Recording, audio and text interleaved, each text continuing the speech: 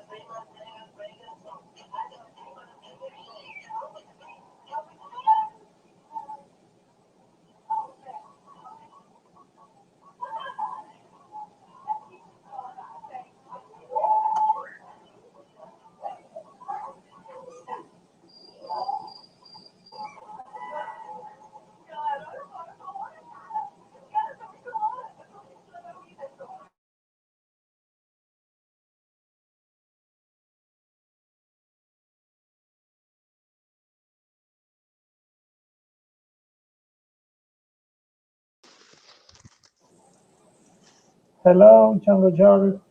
How are you tonight? Hello, it's Angelo. I might have to refresh because this is something happening to my mic or something. I don't know. Okay. It's slow getting started. Can you hear me okay?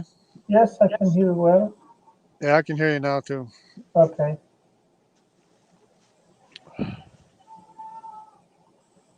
So they had a debate. What was the discussion about? I just got back from running around.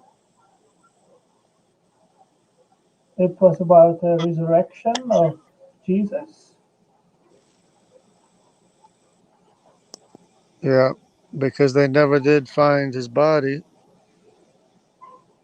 Yes. So you didn't actually follow the debate, Jungle Jargon? No, I was running around and I just got back just now after Okay. getting ready. So let's wait until some other people join. Good As evening, Christian Christian peasant. peasant. Yeah. Hello, y'all. Yes. Hello. Hello, guys. Good evening. So have you followed the debate?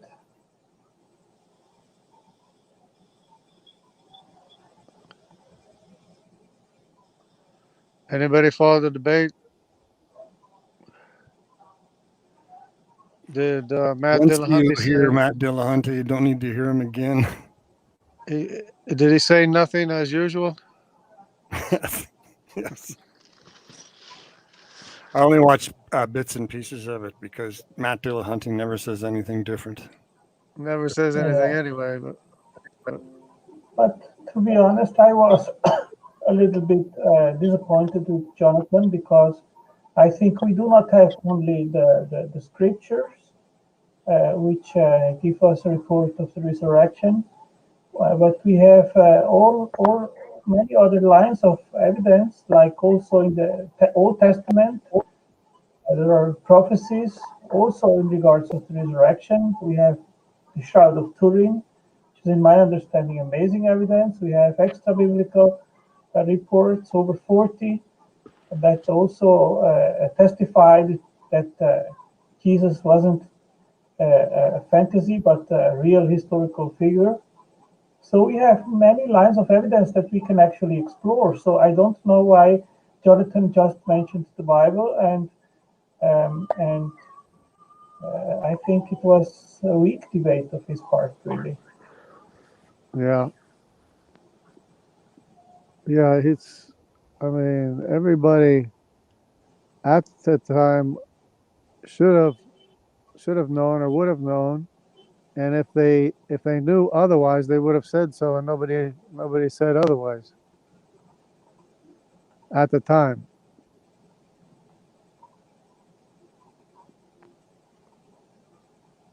The time to make a record and say what happened would be at the time of when it happened, not 2,000 years later, and then try to rewrite what was said. I mean, the truth is that if the resurrection would not have happened, then we would not be here discussing the event. And there would not be all the New Testament writings. There wouldn't be any letters of the Apostle Paul. Right. I mean, this is such a solid case, like any other of ancient times, that someone Right. denying the evidence is just simply crazy, in my understanding. Yeah, we wouldn't even be here. There would be no United States of America. There would be no Europe, for that matter, either. The Renaissance, the Enlightenment. Well, I don't know if there would be no United States, but certainly there would not be the kind of Christian influence in the whole Right. world. I mean, the Christian message spread like nothing else during the first century in the Roman Empire. And Right. Well, yeah. What I meant was without Christianity, we wouldn't have people, a nation like the United States or Europe, for that matter, either. Without Christianity, yeah, and Christianity is the result of the resurrection. yeah. There is a very nice site which which says the impossible faith, a defense of the resurrection, and it explains why the message of the cross in the first century during the Roman Empire was absolutely a crazy message, which if it wouldn't be true, it would never have survived, and we would not be here talking about it. I mean, the Yeah. Romans, they had a completely different image of how God would look like. And also the Greeks, they imagined God as hero, as fighter, all that kind of stuff. And Christ was exactly the opposite. And that what he suffered on the cross was the most shameful death that someone could experience. Yeah. And he was naked, and he was I mean, the crucified people, they were regarded at Roman times as the worst people imaginable, and as the worst criminals. And Yeah. that's how Jesus was regarded. And then considering him as God and resurrected, that was a really hard to digest story. Yeah. That's a good point. Because there was a shame and a disgrace, and he took the shame and disgrace that we deserve on himself too. And there are other lines of evidence that show that the Gospels were true. Like, for example, the women, they were witnesses, and back then, women, they were not considered as trustworthy witnesses. But the Bible nonetheless mentions women reporting as the first the resurrection, that they came and see the empty tomb and had that meeting with Jesus. So if that was a made-up story, they would have certainly not put a woman there to tell the story, but a man. Yeah.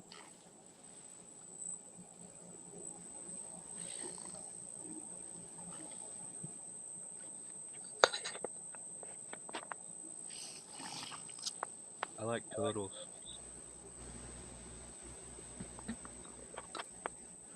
Anyone else wants to come in and start our after show? Link to come in is in the description. You're welcome. We have still space for two guests to come in and talk about the debate. Tangelo, did you watch the debate? Did you Yes, watch? I watched, but I had difficulty to understand Jonathan because he speaks very fast, as I am not an English native speaker, so I had difficulty to follow all his rationale. So you found that he didn't argue well for the theist? You said, I think. Well, I think he did, but I think there is more that can be mentioned besides just the scriptures and the gospels.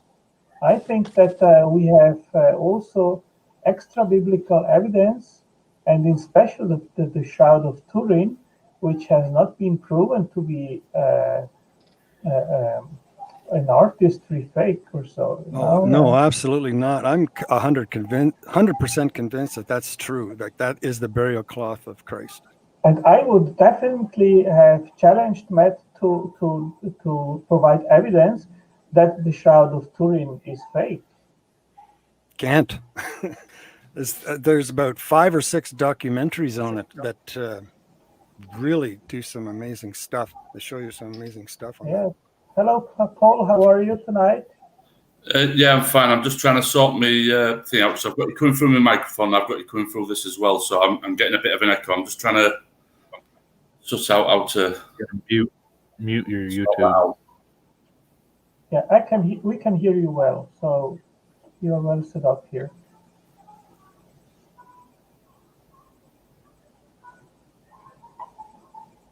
Okay, I'll put again the link. We have space for one more guest. If you would like to join the chat, be welcome, especially if you have followed the debate.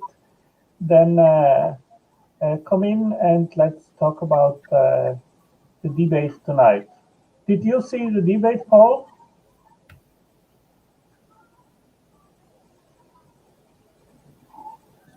Paul, you there? Yeah, I think I've got you now. Can you hear me okay? Okay. Did you follow the debate this evening, Paul? Yeah, hang on a minute. I'm getting... Okay, got it. Okay. What is... I'm getting you asking me now if I've seen the debate in my headphones. Yes. What is going on? Excuse me? Mute the YouTube. Are you attached to different speakers, like an interface?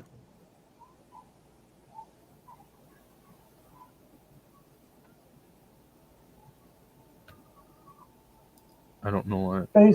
Baseball, did you see the debate this afternoon? What were your impressions?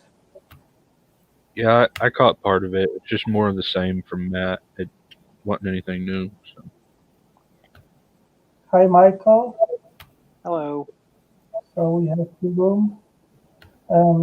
Did you see the debate tonight? I did, yes.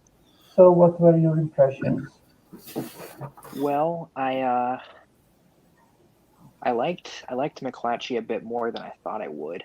I do like his use of Bayesian analysis, even if he doesn't use those exact words. Even though I disagree with the conclusions that he leads with those, and I didn't like what Dillahunty had to say. With his claims aren't evidence, and I think he kind of brushed off a lot of the New Testament evidence. But yeah, I agree with his conclusion. I just don't like his methods. So yeah, a little bit of a upside down impression that I got at least. Okay. Are you set up? Yeah, I'm back in now. I've taken my headphones off and I'm just doing it through the laptop. My headphones seem to be working out of sync. So no, I haven't actually watched the debate. I was actually just watching it. I've just got out of the bath. I was actually just starting to watch the debate from the beginning. And then when I got out of the bath, I noticed that you'd come on, so I jumped onto this, and then I realised we were talking about the same thing. So no, I haven't seen the whole debate. I saw Matt's opening speech. I've forgotten the other guy's name. The other guy's opening speech, and then the start of Matt's opening speech. That's all I've seen of it. Okay. So, what is your opinion in regards of the resurrection? Well, I've got a slightly different view than Matt's. Matt's doesn't argue that Jesus didn't exist. I'm not convinced Jesus didn't exist, but I'd be more towards that area that Jesus possibly didn't even exist. And I don't think that the arguments that the other guy put up for the resurrection or even the existence of Jesus was any good at all, to be perfectly honest. His argument was basically all from the Bible. As far as I'm concerned, the testimonies in the Bible are just hearsay. There's no evidence that any of it holds any truth whatsoever. That's my opinion. I'm not trying to try and convert anybody into atheism. I don't really care whether you believe me or you take my stance. I've come on purely to try and put my basic thinking on religion and particularly Christianity without trying to convince anybody of anything. Just so if you want to ask me any questions of why I don't believe or whatever, fill your votes. Paul, you're the first fellow mythicist I've ever met before. I believe like you do. Sorry, I'm the first one? You're the first mythicist I've met, other than myself. All right. Well, the reason I probably stretch more towards the mythicism side of Jesus is probably mainly about what Richard Carrier has said. He hasn't convinced me, but I would, if I had to put my money anywhere, I would go, it's probably a myth. If it wasn't, and there was the stories of myths, there was actually a real Jesus, I would say that the story. All right, I could grant that Jesus existed. Could I grant that the stories are true? Absolutely not. No. Yeah. So whether it existed or not has got nothing to do with my atheism. 2 years ago, I would have said, if somebody had asked me if Jesus existed, I would probably say, yeah, he probably did. But the stories in the Bible about him are totally made up. A bit like Robin Hood. But even Robin Hood, that type of thing. Yeah, I think it's more than likely a myth. Yep. Yeah, I agree with you. Although I like Robert Price. Are you familiar with him? Sorry, you like who? Robert Price. Have you heard of him? No, I mean, if there's anything on him on YouTube, I might have seen him. I'm not very good at names at all. If you can name a song from 10 years ago, I might even be able to sing the whole song. Can I tell you who sang it? No idea. I don't take no notice of names. I think he provides some pretty good scholarship in addition to what Carrier has to say as well. So you might want to check him out too. He's written some pretty good books. Yeah, and what was his name? Sorry, Robert Price. Yeah, I'll have a look at that. Yep. He's gotten a little bit older as the years have gone by, so I think he's kind of losing his mind, at least recently. But in the past, he's produced some pretty good stuff. Debated William Lane Craig, Bart Ehrman, probably Lacona, although I haven't watched that one if it has happened. But yeah, he's pretty good. Right, yeah, I'll check him out. Yeah, and like I say, I might have seen some of his stuff. I don't take no notice of names. Yeah, he's on YouTube. He's got some stuff out there too. All right, but no, yeah. I just wanted to say, yeah, I hadn't met a mythicist before, but first time for everything. Like I say, I wouldn't argue for the mythicist side, but I would probably personally. That's fair. I would probably edge on the mythicist side. If it did exist, fine. It makes no difference to me. It's not a popular stance, so I get it. Yeah, but I can understand why people would think it's a mythicist side. To me, I'm not good at history, but if you look at the historicity of Jesus, I would say that outside of the Bible, there isn't any evidence that it even happened. That would be my stance at the moment. Yeah, go on. I would kind of say that all of history revolves around the the person of Jesus, but Yeah. that's just the way that I see things. But I think my phone is heating up pretty much, and it'll cut out after a while. So I think I'll just drop out a little bit. I would agree that a substantial portion of history revolves around the perception of Jesus. That seems fair enough to me. No, I wouldn't. I can cite you here what Bart Ehrman has to say. He said there is a lot of evidence. There is so much evidence. I know in the crowds you hang around with, it's commonly thought that Jesus did not exist. Let me tell you, once you get outside of your conclave, there's nobody. This is not even an issue for scholars of antiquity. There is no scholar in any college or university in the Western world who teaches classics, ancient history, New Testament, early Christianity, and related field who doubts that Jesus existed. The reason people think Jesus existed is because he is abundantly attested in early sources. Early and independent sources indicated certainly that Jesus existed. I think atheists have done themselves a disservice by jumping on the bandwagon of mythicism because it makes you look foolish to the outside world. Yeah, fair enough. Yeah. That's it. I'm not in the business of trying to convince somebody that my position is true. I hold my position for the simple reason that I've looked into it, and I have never been convinced that any of it is true. When I hear the stories of different, I've never been religious, so I was never converted from religion to atheism. I've never held a religious belief. So to me, when I hear religious beliefs and the stories of religion, I do not mean to make this sound insulting. To me, they come across as absolutely ridiculous.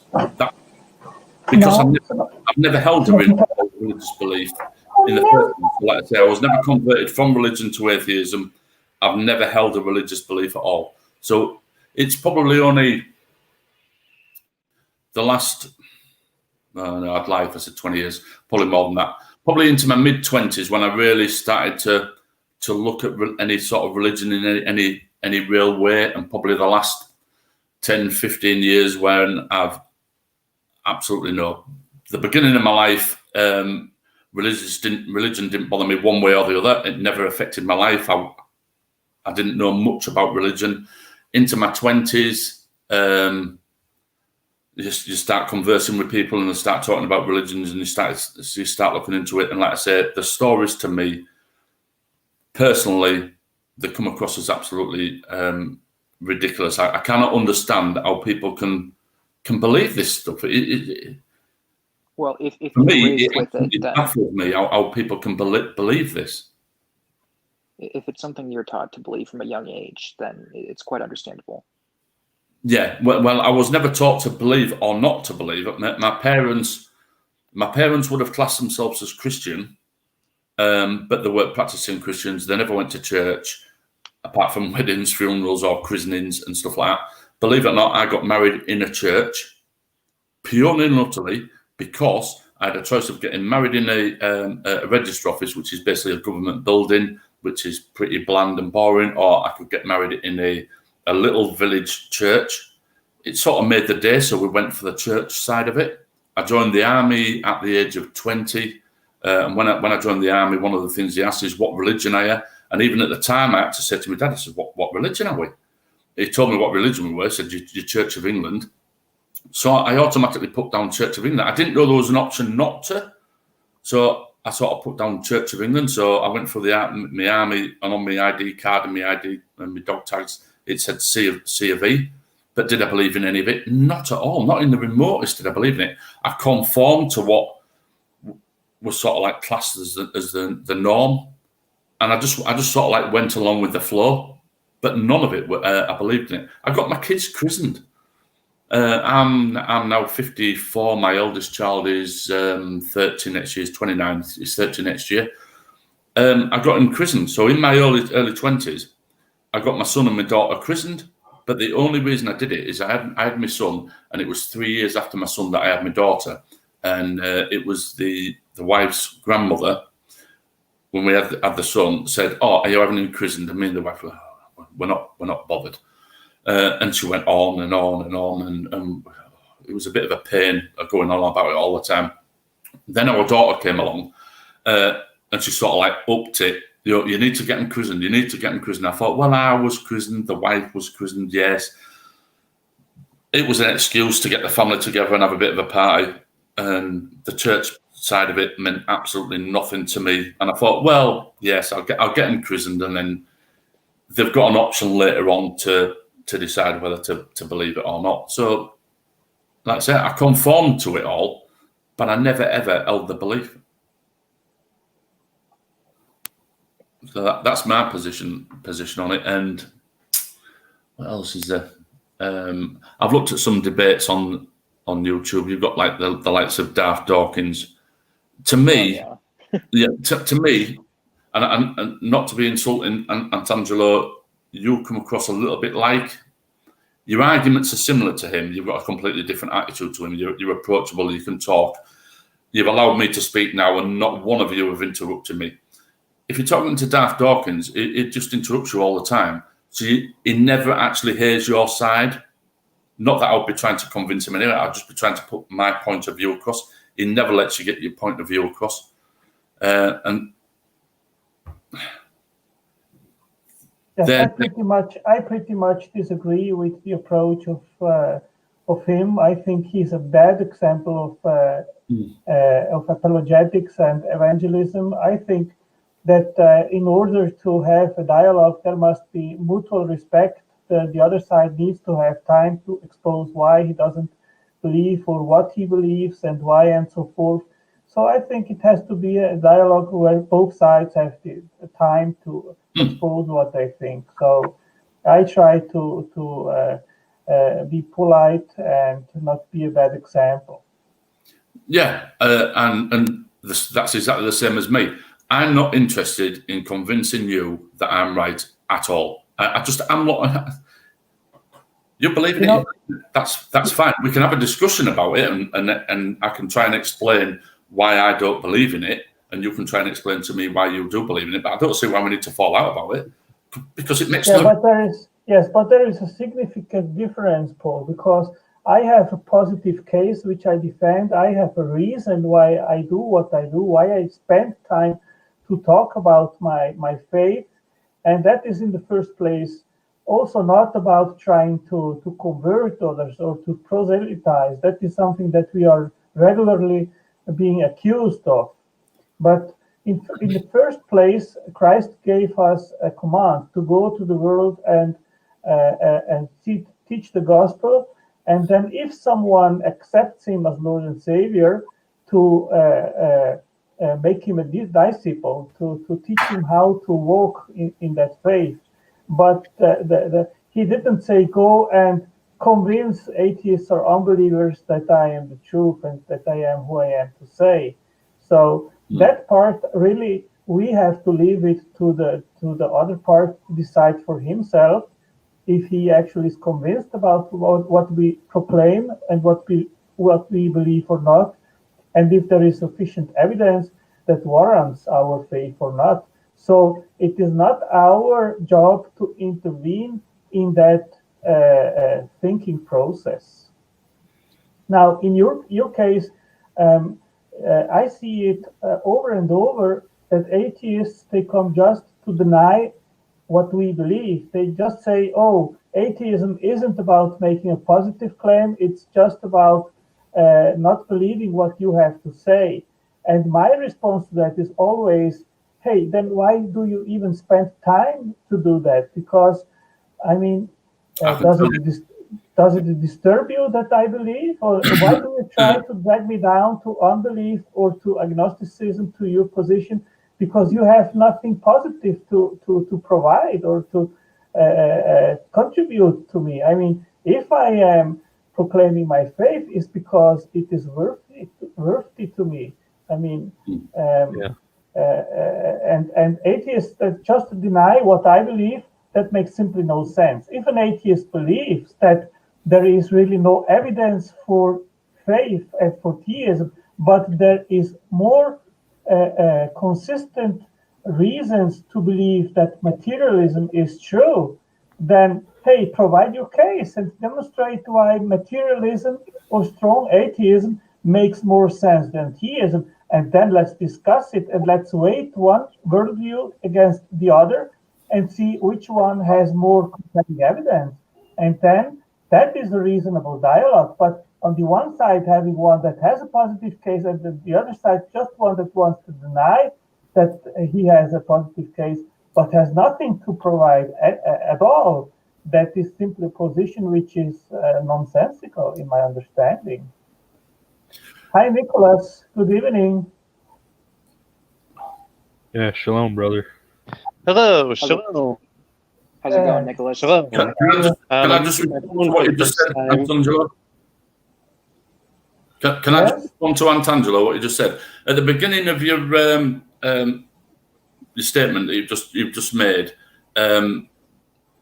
you sort of wondered why atheisms are interested about why you believe what you believe. As you as an individual, I don't care what you believe, but religion, especially Christianity, I live in the UK, so especially Christianity, it has a direct impact on my life, even though I don't believe in it. Now, atheism doesn't have a direct impact on your life. In this country, we've got the Houses of Parliament, and in that we've got the House of Lords. Inside the House of Lords, there is 26 seats set aside purely for the Church of England, and they help to pass laws and legislation on the UK. Now, they're unelected, and to me, that is imposing religion on me. That is the way I look at it. You've got the Church of England and other religions in the UK, which are tax exempt, which is a massive drain on the UK because it's tax exempt. It's not. They don't have to supply the books or anything like that. Nobody knows what's happening to this money, and all this money is going in. In our schools, I know in America it's not so much, but in UK schools, religious education is taught. So my children had no choice whatsoever, whether I agreed with it or not.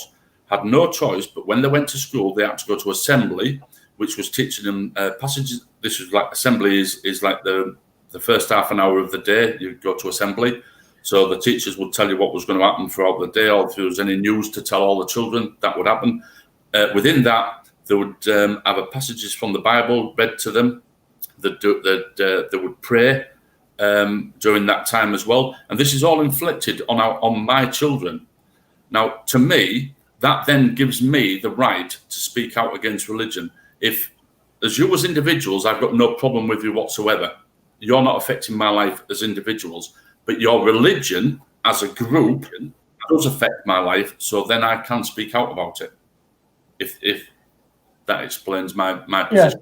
This is a justification which I'm not hearing for the first time. I have left a link here to the private chat. What good has the Christian faith brought to us? After our chat, you can read what I have put together on that link. I have put it also on the chat for the public. And I mean, very often atheists, they say, oh, look how horrendous Christians and the Christian faith has been in history by with all this slaughtering and so on, with the horrendous things. Also, Richard Dawkins makes a characterization of the God of the Old Testament and so forth. But I think that is a very, very superficial analysis of what the Christian faith has brought to us. And I think if people have done certain things like killing other people of other faiths, like the Protestants against the Catholics and vice versa, that doesn't mean that they did what Christ taught us to do. I mean, Christ, the first command is to love our next as ourselves. And if Christians actually apply that moral principle in their lives, then that actually leads to a better society. And I don't know a better moral standard than this one. So I think you might think to you it would lead to a better moral standard, probably, but to other people of non-belief, it probably doesn't. So you, with your religious belief, do you think that gays and lesbians should be allowed to marry and be to live together and to have a relationship? yes, that is a private issues of them. All I right. don't. Let me clarify what I mean with that. As a Christian, I don't agree with same-sex marriage. Okay, I don't agree on my moral principles. Why? I think it is wrong because it is not natural. God made male and female. How can you say it's not natural when it happens with humankind, which we are part of nature? So for something to be not natural, it has to be supernatural if it happens, for want of a better word. Not saying it's supernatural, but I can't think of another word if something's not natural, but it happens. Non-natural. But it happens in the natural world. So how can you say it's not natural? Well, Paul, not meant to first be. of all, It's part of nature. It's part of human nature, and it has been for centuries.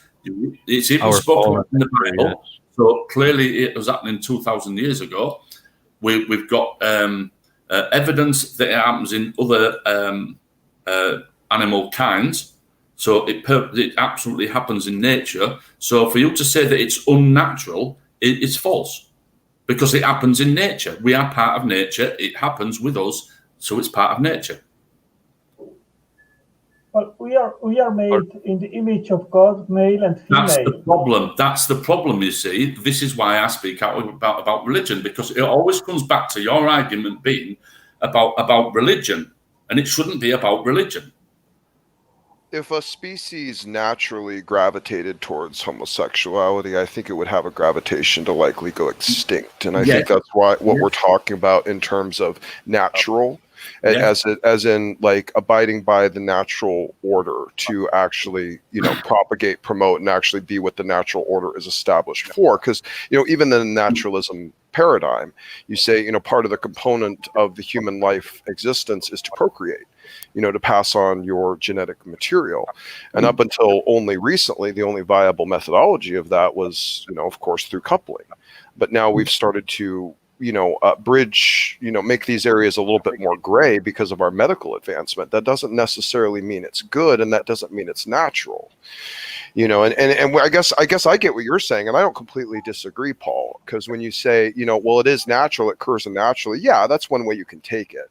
But I don't think that's really the way that Tangelo was trying to paint it when he said that. And it might be a little language barrier thing too there, a little bit. Yeah, possibly.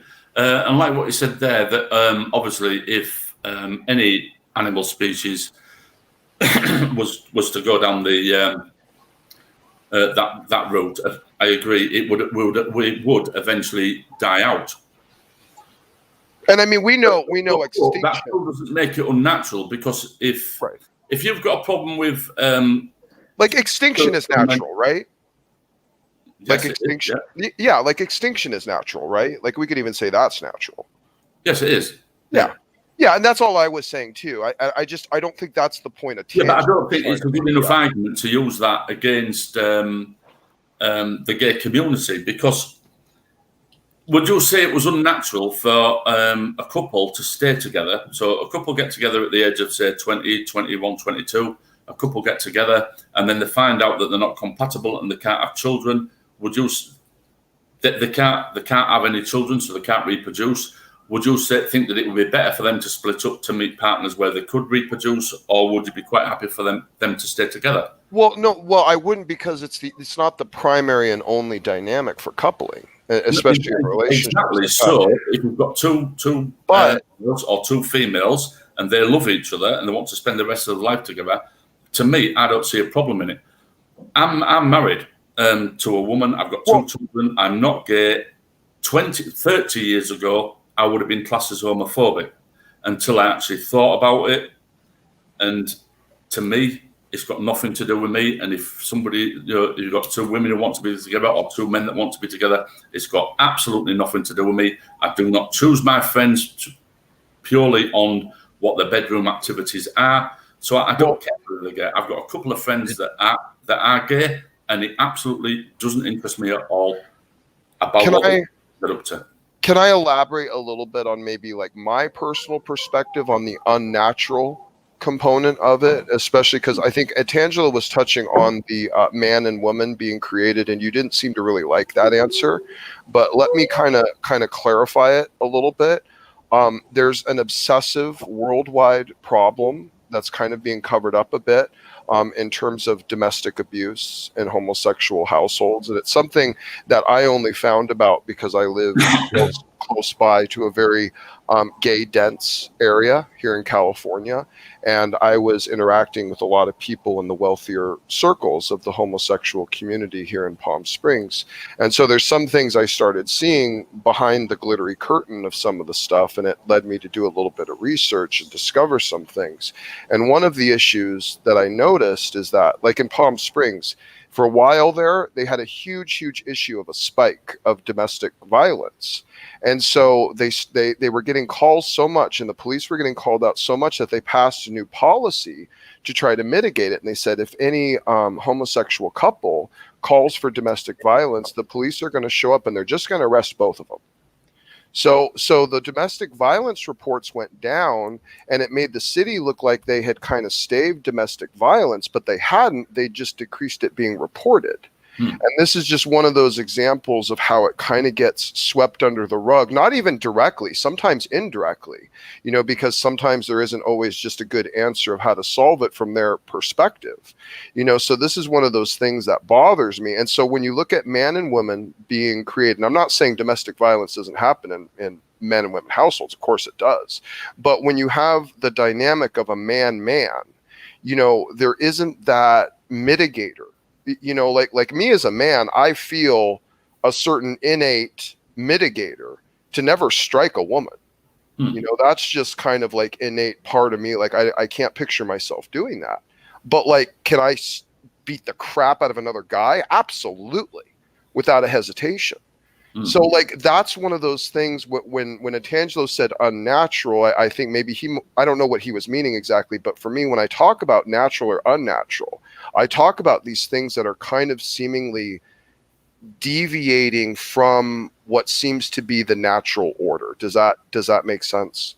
Yeah, it does. But is it more that it's deviated from the natural order, or is it deviating from what you class as normal or natural?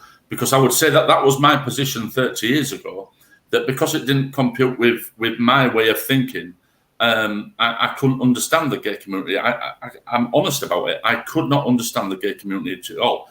Growing up, I thought that when people were insulted and called gay and stuff like that, it was just an insult as a young child, that it wasn't actually true. And then when I got to the position where I actually realised that there was gays in the community, stupidly, I thought, well, I wonder it's because they're really, they're desperate and they can't get a woman, whether that's the case with it. And it's not until you get a bit older that you actually understand the actual sort of the psyche behind it. And to me, I think it would be so wrong to try and stop these people. They're not committing any harm whatsoever. They're possibly two loving couples that want to spend the rest of their life together. And to me, it's got absolutely it's none of my business. So I shouldn't be imposing the way I want to live my life on the way that I think that they should live their life. They should live their lives as they want, as long as it's two consenting couples. They're not hurting anybody. It's none of my business. That's the way I look at it. Okay. Do you consent to drug addicts using drugs? Well, no, obviously drugs. Yeah, I know where you're going with this. Yeah, it's. I suppose drug addiction is a problem. I've never taken drugs in my life. The only thing I've ever done is smoked or drink. Well, no, they're not hurting anyone. They're not. I mean, other than maybe themselves, but they're enjoying their life. They're doing what they want to do. Yeah, but then you've got the other side of it, where you've got people that get addicted to drugs, and it becomes an addict that they can't afford to maintain. So then it creates criminal behaviour so that they can go out, burgle, steal to gain the money, then to Sure. get. So some of those, some of those happen. But that doesn't happen with the gay community. Oh, yeah, it does. They do. It does. As an effect on. Oh, yeah, it does. Oh, okay. What effect does, say for argument's sake, they aren't, but say if my next door neighbour was two men living together, what effect does that have on society? Well, it's not always that simple, Paul. I think here's the issue. You just use drug addicts, right? And I've explained why that taking drugs can be detriment to but society. You'll admit that some drugs can be okay. Yeah, I mean, I don't smoke weed, marijuana, whatever they call it. Right.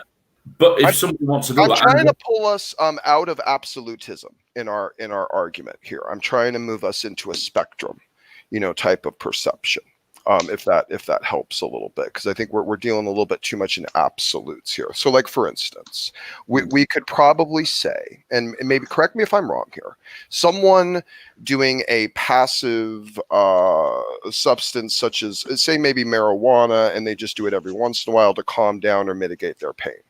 Okay, we wouldn't call that an addict or someone doing anything wrong, but they're on the spectrum of a drug user. But we wouldn't have, I think, any rational, reasonable justification to deny them what they're doing for the sake of their own personal benefit in that regard. However, there is clearly, and I think you would agree with me at some point, there is a line. Now, we might not know where that line is or where we draw it, but where someone passes over into what you so poignantly put it, an addict. And now they are a destructive, dangerous member of society. Well, what is the predominant number of drug users? Which are they? Are they addicts, or are they just the passive occasional weed smokers? Well, I believe they're probably just the passive occasional weed smokers. The addicts are probably, at least these days, I would think, probably more on the minority. Would you disagree? To be honest, I don't know anybody who smokes it or takes drugs. I'll take your word for it. Well, if it helps you, I live in California, and I think every single other person around me smokes it. So right.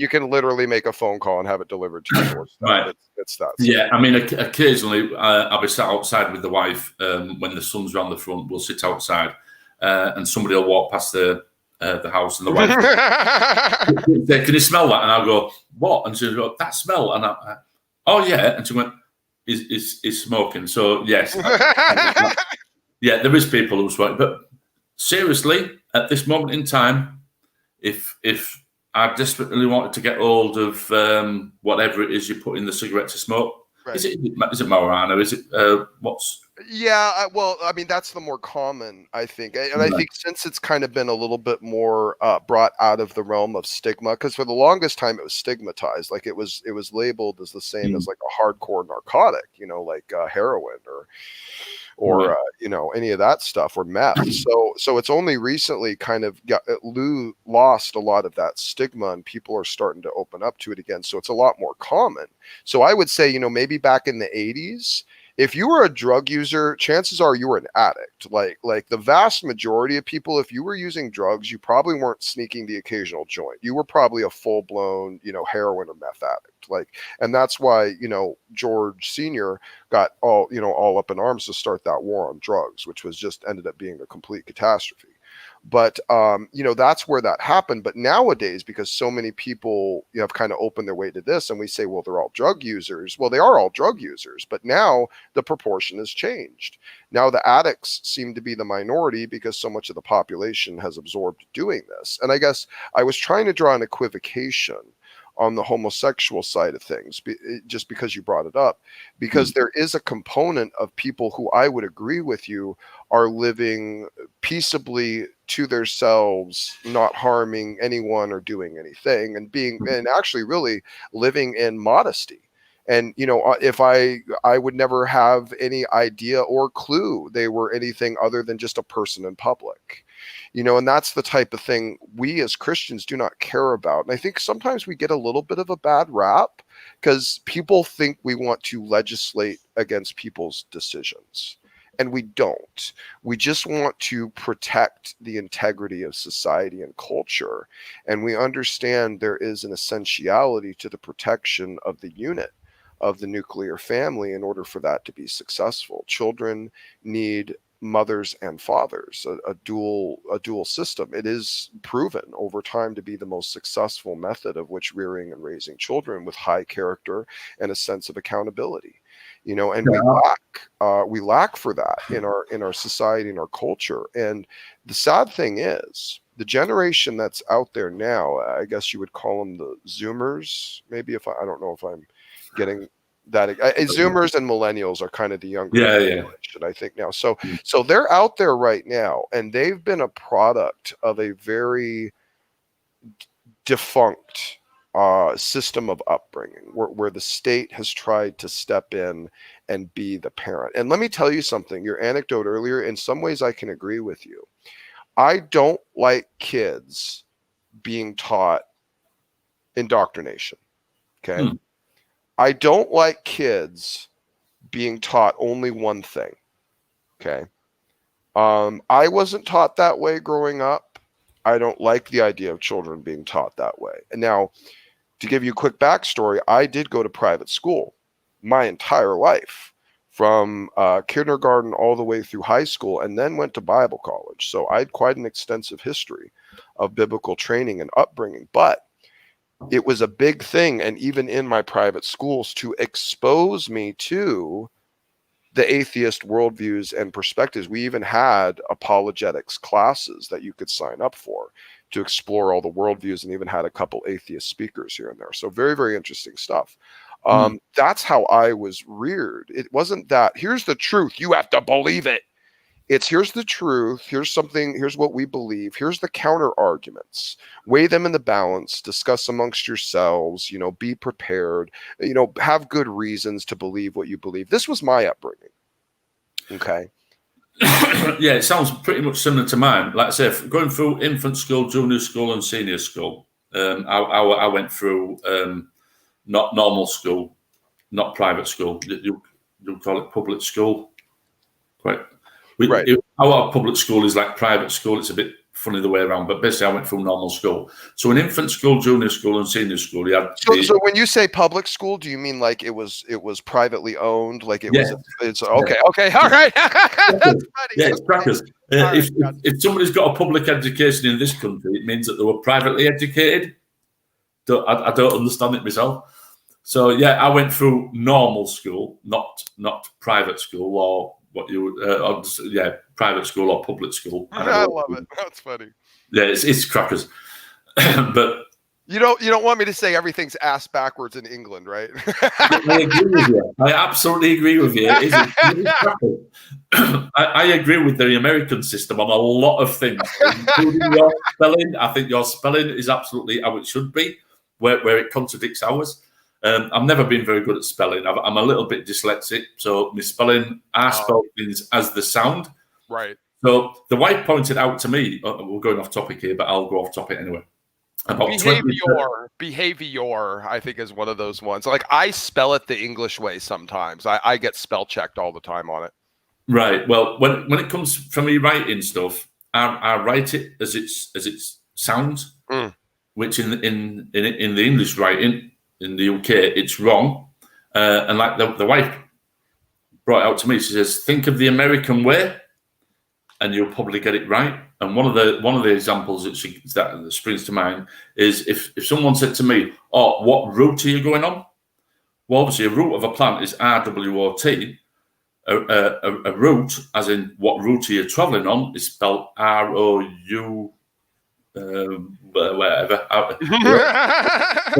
But you know what I mean? So to me, but in America, you won't call it a route, you'll call it a route. Right. If I try to spell it that way, I will get it right rather than thinking of a route. If that makes sense. Like a plant route, yeah. Yeah, like a plant route, yeah. Right. Whereas us, we use the same word, but using different spellings, whereas you don't. You will call it a root of a tree, whatever, where you're traveling, right. That would be your route. Right. That makes sense to me. That makes perfect sense. Yeah, it was an evolution, like everything else, right? Our languages, I think Americans like to simplify things anyway, so we were prone to do that. Yeah, and to me, you've done it the right way. So I appreciate I, that. I can't take any ownership. I didn't do it, but I'll take the appreciation. Yeah, you'll not get no argument off me the way it is. A lot of English people go to me. They go, "Really? You think the Americans have got it right?" And I went, "Actually, on this one, I do." Absolutely. No, I get it. No, you made some interesting points too, and I think I get it. Here's let me summarize kind of my perspective, kind of on a big picture scale, so you kind of know where I'm coming from. My concern has kind of been in our culture these days. We started giving some very, very heavy prioritization to people's feelings, and we always kind of did, but it was more based around respecting their feelings only surrounding their rights. So you could say whatever you wanted to anyone, no matter how offensive, because you were within the spectrum of your rights and their rights. As long as you didn't violate their rights, you were in the clear. And that was always kind of the case. And then things kind of seemingly really started to shift, certainly over the last, 8 or 12 years, which was, morality started being seemingly based around feelings. So an offense of feelings is amoral. So even in the instance of potentially telling someone something that they might be offended by, but would be good for them, is amoral. So telling a drug addict, stop doing drugs, it's bad for you, is amoral. Even if you have a good decision, maybe you're one of those people and you think anyone that does drugs, whether it's weed or anything, is an addict, and you just feel compelled to have to tell them that. Well, you should have that right. That should be within your, spectrum of rights to say so, and within their spectrum of rights to not listen. That's kind of how it should be. I absolutely agree with you. And my advice to you in America is keep hold of your freedom of speech, because in the UK, it has started to disappear. We haven't got that freedom of speech. I totally agree with what you're saying. Everybody has the right to be offended. Amen. Amen. And to offend, the right to offend as well. Exactly. Absolutely agree. A few years ago in the UK, we had the Habel Hanza, which was one of the Muslim hate preachers, and he was standing on the street corners, and he would spew out his bile on any street corner. Oh, on a street corner in London, yeah, going on the street corner in London, he would just start preaching to people. Oh, correct me here, Paul, because I was under the impression,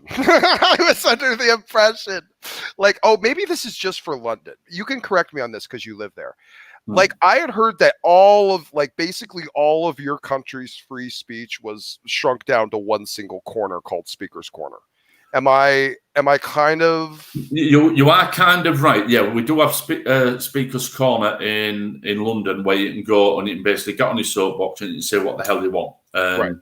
I've never been, but yeah, apparently you can do that. But not that long ago, 20 years ago, you could do that just about anywhere, as long as pretty much similar to what you've got in the US. You've got the Westboro Baptist Church. That type of thing, you could do that if you wanted to do. But this with this Habel Hanza, which was a Muslim hate preacher, people started complaining about him, and eventually it was all on Facebook and stuff like that. People would be putting videos of him. The government needs to do something about this. This isn't right. And eventually, the government decided, okay, the general population purely don't like the way this is going. We're going to have to do something about it. And I remember having conversations with people on Facebook. Be careful what you wish for.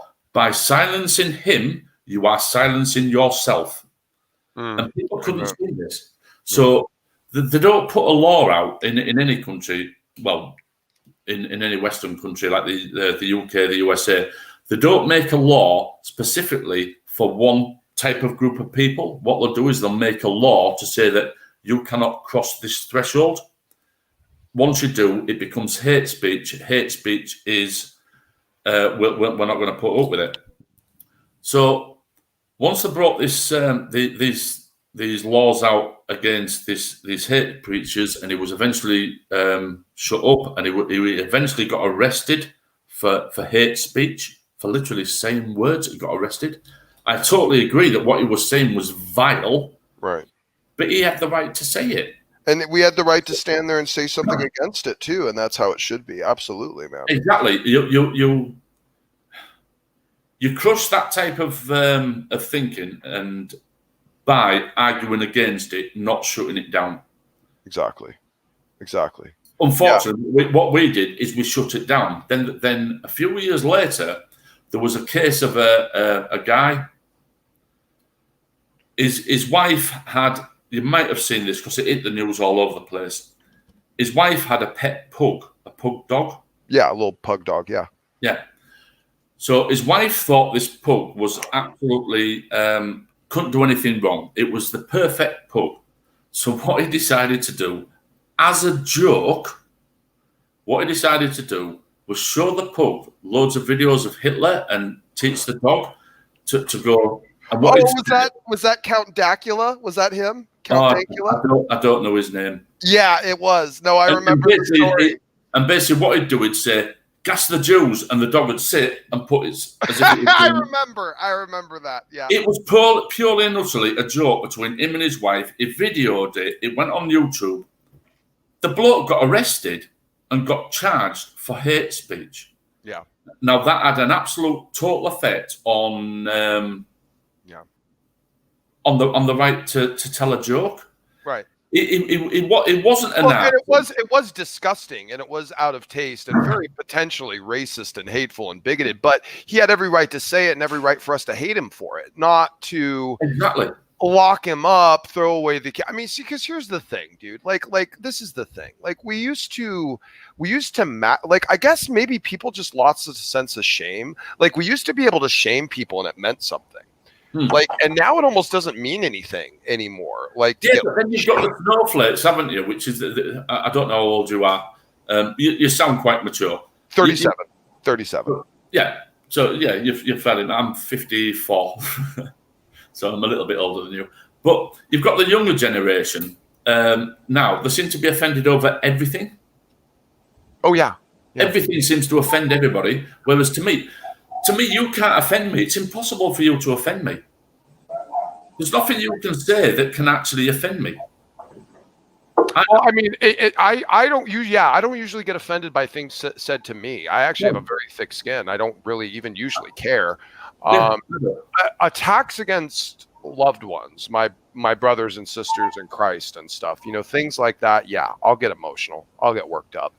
I'll have an issue with that because I do feel that kind of passion, to defend what I believe is true and right, and to do so with every, ability that's been given to me. So, but that's a matter of personal determination, because I do want a better world. I want a more peaceful world. And I don't think subjective moral relativistic perspectives can ever bring us that. I think they've only ever brought us war and genocide, Yeah, but if you think about it, like your opinions on the homosexuals, for instance, for them to live together, get married, and whatever, that all comes from your belief from the Bible. Not all. I don't think that's a fair statement. I think it's also a matter of conclusionary ethicism. If you look at the Bible as a moral book, if you actually lived by what the Bible says, you'd be arrested by next Friday. Well, I don't know about that. I don't know about that. Maybe if you took it in an extremely literalistic perspective, and we're trying to bring forward, theocracy type laws, which wouldn't make much sense. I mean, you couldn't. I mean, it's actually kind of asinine to look at it that way, because frankly, let's put it this way. If you were going to integrate all of the Old Testament laws, that means you basically need to create the Levitical priesthood, because the Levitical priesthood was the backbone of the structure of all of the laws and also housed the Sanhedrin, who were the judges. So you would have to have that, and we can't have that because the only people who could be members of a Levitical priesthood were of the bloodlines of Aaron and Moses. And we know we can't have any idea who those people are because all those records were lost in AD 70 with the destruction of Herod's temple. So, it's kind of like, even if it's kind of one of those very literalistic ways to take it, but the Christians clearly don't push that because we've never built a society like that. What we've done is we looked to the moral principles, we looked to the moral stances and brought those forward into modern civilized culture. And that's why when you come across... But are they actually Christian morals, or are they natural morals? Well, to me, to be... The thing is, if you go back in time, the more you go back in history, the more religious people were. So, yeah, I've heard the argument that hospitals were created by religion, universities was created by religion, education was created by religion. But the further you go back, the majority of people that were religious, you were like... I have a hard time with that word, by the way. Which word? Religion. Because, it seems like a conflation. But most countries, like if you look at, I can only speak from my perspective with the UK. The UK is a Christian country, so people will say that the UK is founded on Christian principles. But I would disagree with that. Because your monarchy was pretty much merged with the church at the institution of its statehood. Yeah, well, our monarchy is our queen is head of the Church of England.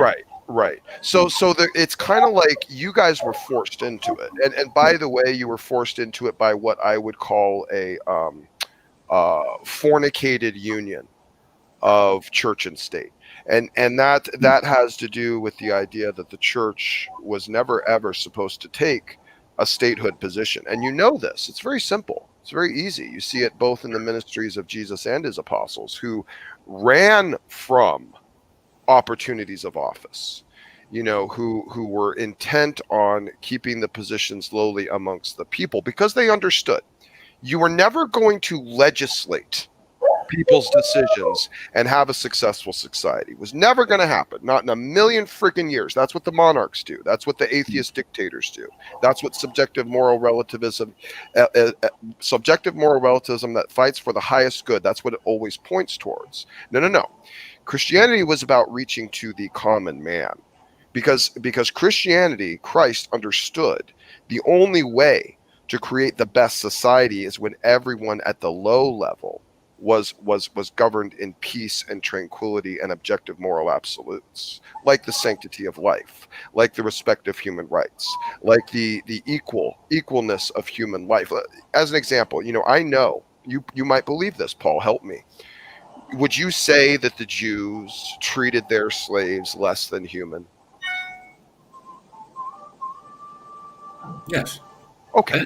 Anybody that's a slave is been treated less than and human. that is a common perspective, and I hear it a lot from atheists. And if you don't mind, maybe we'll walk down this road a little bit and see if you can understand my perspective on this. Okay.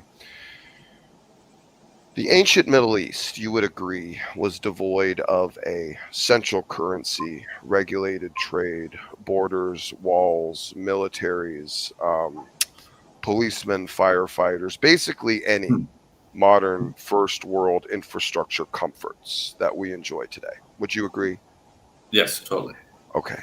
And would you agree that these said infrastructure comforts that I just elaborated to you have given us the opportunity to attain a higher level of civility? Yes. Okay. So would it be fair or unfair to require ancient cultures who did not have these same resources to maintain the same civility standard that we do? Or should we attempt to crawl back in time, understand their culture, history, society, and perspectives, and try to see things the way they saw them, and try and understand maybe we should not judge their laws by our laws, lest we make a grave error of bigotry in the name of presentism, which is to judge other cultures or even ancient cultures by the first world standard of which you generally enjoy.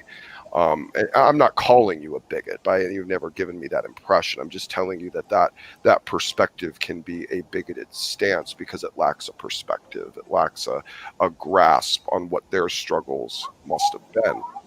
Now, just to clarify, and I'll let you respond, I was an atheist. I went through Christianity into a series of philosophical perspectives leaning towards predetermination, which ultimately gave me license for a vehement hatred for God if he existed.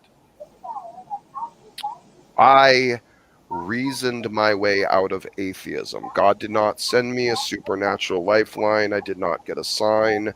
My life was turned into a complete and utter disaster, which was part of what I blamed him for. But I reasoned my way out of it. And it's a very sincere and personal venture that I don't go into a lot of details with, but I just want you to know where I stand. But I yield. Go ahead and respond. Yeah, I would agree with you on the latter of what you've just said. That obviously we can't judge ancient civilizations in today's modern standards because of exactly the reasons that you've just given.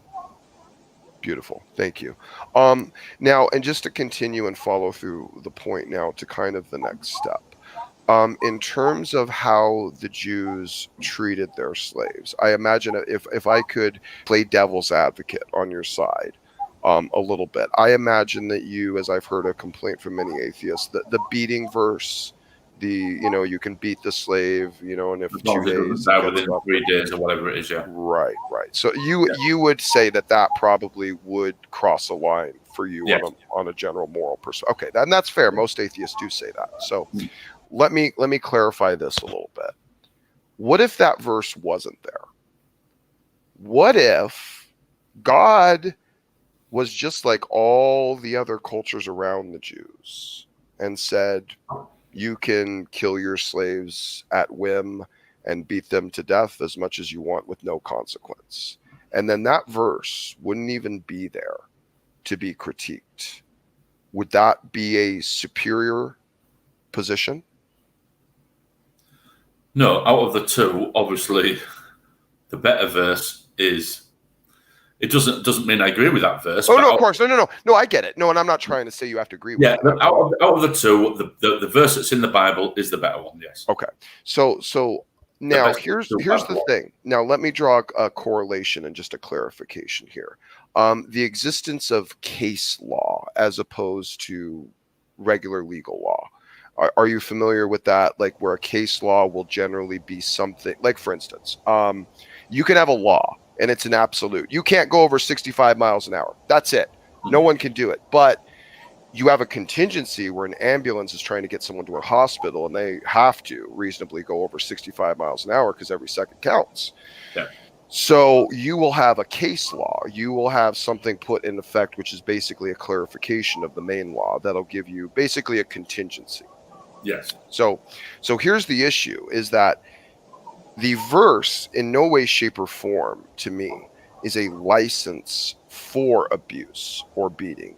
It is to compensate a scenario that could arise where a slave has unfortunately invariably somehow died under the care of a master. Because here's the thing, without that law, then any slave that died at any time under a master, the master could be killed under the Jew law, because this was the only culture that made a slave's life equivalent to a slave master. This was the only culture that said, if you kill a slave, you pay with your life.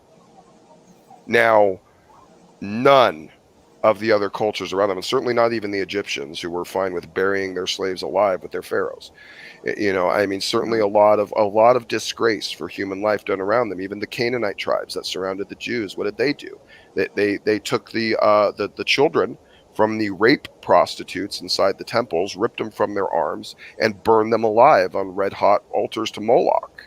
And the Jews were allowed to buy slaves from these nations to bring them into a place where they were treated like actual people, where they were given marriage rights, where they weren't allowed to just be raped at whim, where they weren't allowed to be abused, where they weren't allowed to be just beaten with no regard, where they weren't allowed to be killed at whim.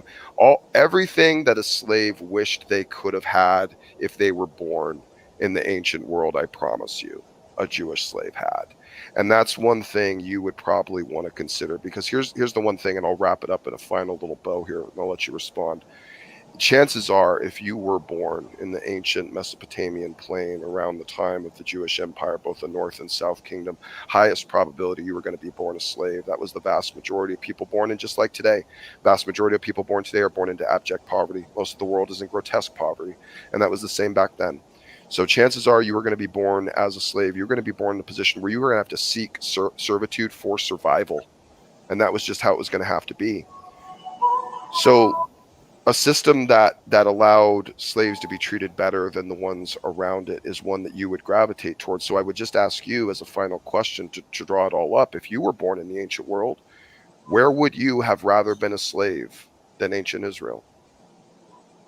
The one you've just mentioned. I absolutely understand your argument. And I will agree that a lot of atheists, especially like the likes of Matt Dillahunty, will go down the route of the slavery passages in the Bible. But when I hear people like you explain the difference between the two, clearly the one that you're projecting would be the better one out of the two. They don't live in today's society. We've got to judge it by the past society. But I don't use slavery as an argument against religion. Oh, and I didn't say you did. I just kind of enjoy walking atheists down there to kind of explore the perspective, because I don't hear it. I don't hear it pitched very often, and I kind of hear more of the. Yeah, and I have heard this type of conversation before, where I've heard the Christian trying to explain on similar lines to what you're doing, and all the atheist is doing is screaming and shouting. Right. Down the thing and not letting him get his point out.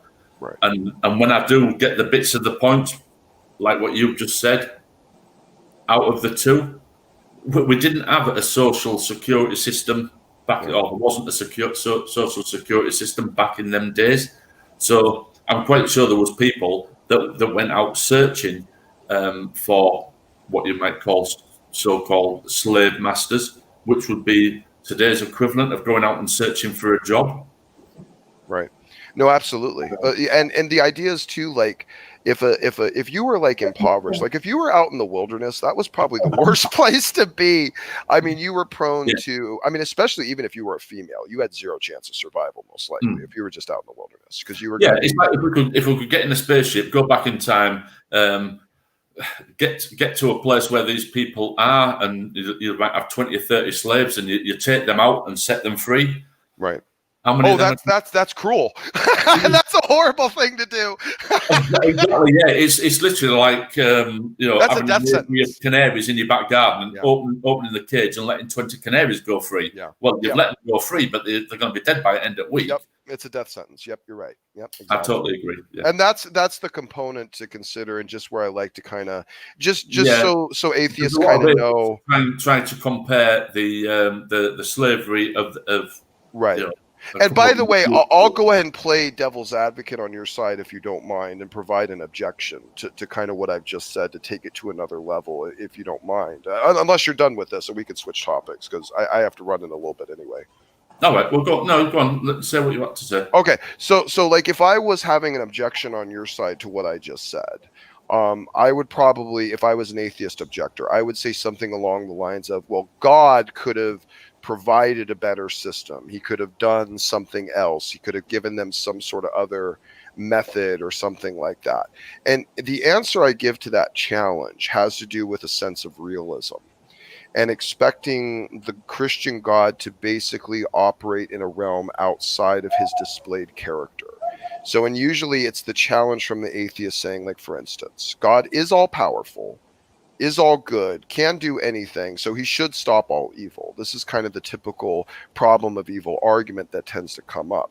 And it applies very, very effectively to basically any general God claim, except for the Christian God claim, which has a nature of a component of divine hiddenness, of God having an allowance, and the nature of the human condition. The nature of the human condition, the essentiality of having struggle. If God was to say, for instance, wipe out all the people for the Jews, because let's face it, he could have. Why didn't he? Well, we know. We actually have a passage that proves it. When Joshua and Caleb went in to scout the land of Canaan to say, hey, it's ripe, it's ready to go. I mean, there's giants on the land. These guys are huge. They look formidable, but God's with us. Let's go do it. Well, what happened? The people murmured and complained and moaned and said, no, God's supposed to just give it to us. What is this about? Their faith was weak.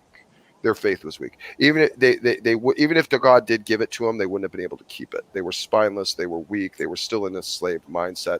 God needed to wipe out that generation. So what'd he do? Wander in the wilderness. Okay, whole generation dead. A whole generation dead, and a new generation rising up that's looking forward to a promise of, oh my gosh, finally being able to settle and get out of this freaking wilderness wandering nonsense. They finally get back to the land. Okay, we're fired up. We're ready to go. We got faith. And they move in and they conquer. They stop the Canaanites from their evil, disgusting, vile, rape-whoring practices. Wipe the area clean of them, as was rightfully time to do. And God was patient, as it says in Genesis 15. God gave them 400 years of time to right from their ways. And we know that there were other prophets in the area, like in Numbers with Balaam, who was speaking to these people and telling them what the Lord God was saying. So we know it was out there, but they didn't listen. They did not listen. And finally the Jews came and the clock was up. And it was either you repent or you perish. And that's what it came down to. And they would not repent, and so they perished. And so, Paul, I'm sorry to interrupt you. I have to end the broadcast. Oh, okay. I'm so sorry. I took so much time. No. I'm so sorry. Wonderful, Smokey. Great to have you here. Paul, I apologize. I made that too long. I'm so sorry. Forgive me. You're fine.